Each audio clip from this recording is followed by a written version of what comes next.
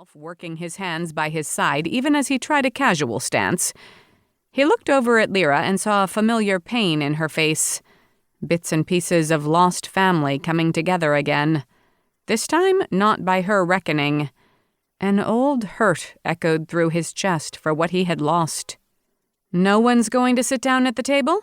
Okay, we can start right where we are." Leira blinked hard a few times, her chest rising and falling. "Breathe. For once, don't say what you're thinking." She was twisting the sapphire ring on her finger. "Nana, you care to explain? I thought you said he was dead and best forgotten." "That stings." Jackson scowled at Mara. "I should have known that would be your general description of me." "More of a hope mixed with the truth.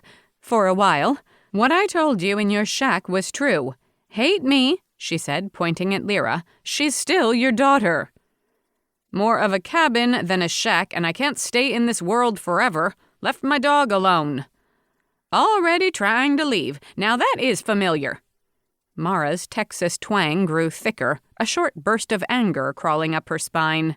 "Think you have enough time to at least help out your only child? She needs the information inside your head." "See, regular family dinner." Hagen gave another shrug and wiped his face with his handkerchief, pulling out a chair. "I'm sitting, and if no one starts making sense soon, I'm eating." He opened the box sitting on top with the familiar Home Slice logo to see what kind of pizza was inside. Jackson worked his jaw as he looked at Leira, locking eyes with her. She held his gaze, defiantly lifting her chin. "I've seen that look before," said Jackson evenly. "You get that from your mother. Fight your way out of a corner with a rusty hairpin if you had to." Leira looked past Jackson to her mother on the far side of the table. "Mom? You knew he was alive and kicking?" Dawn squeezed Erica's hand as she licked her dry lips, buying a little time. She raised her chin and chose her words carefully, eyeing Jackson. "You left me before I could tell you about Leira. Vanished. I was hoping that meant you were dead." "At least you women are all consistent in hoping I'm dead." Mara cleared her throat just as alarms went off overhead. There was more footage on the screen of the troll in action in a bar with a barely distinguishable view of Hagen behind him, just as Hagen turned and the letters PDA appeared on the back of his nylon jacket. "Well, fuck me."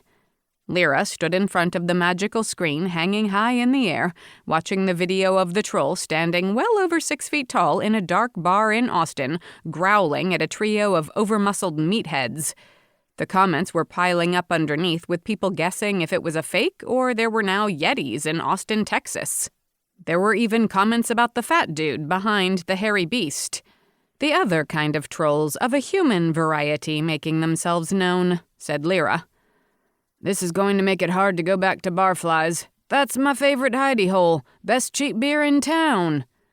Hagen let out his own growl and slapped his hand down on the pink Voodoo Donuts box, bending the top.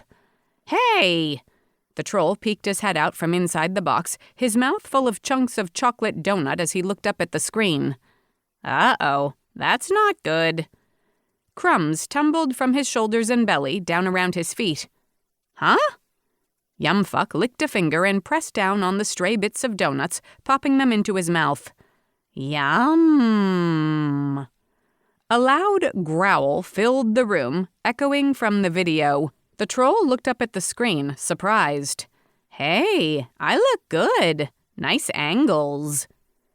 The troll let out a cackle and dove back under the box as it jiggled across the desk. Hagen looked at the box and back at the screen, taking his handkerchief out of his back pocket and wiping his forehead. "Not barflies," he moaned. On the screen, everyone watched the video of Yumfuck dragging his oversized claws across the bar, letting out a roar. In front of him was a man in a sleeveless plaid shirt with hairy arms, snarling even as his eyes grew wide with fear. Leira felt a certain amount of satisfaction and dread. Always nice to put down a jughead, but not in front of the world. The number of views was rolling in the lower left-hand corner, quickly climbing to 3 million views and hundreds of thousands of shares. She felt the tension grow in the pit of her stomach. The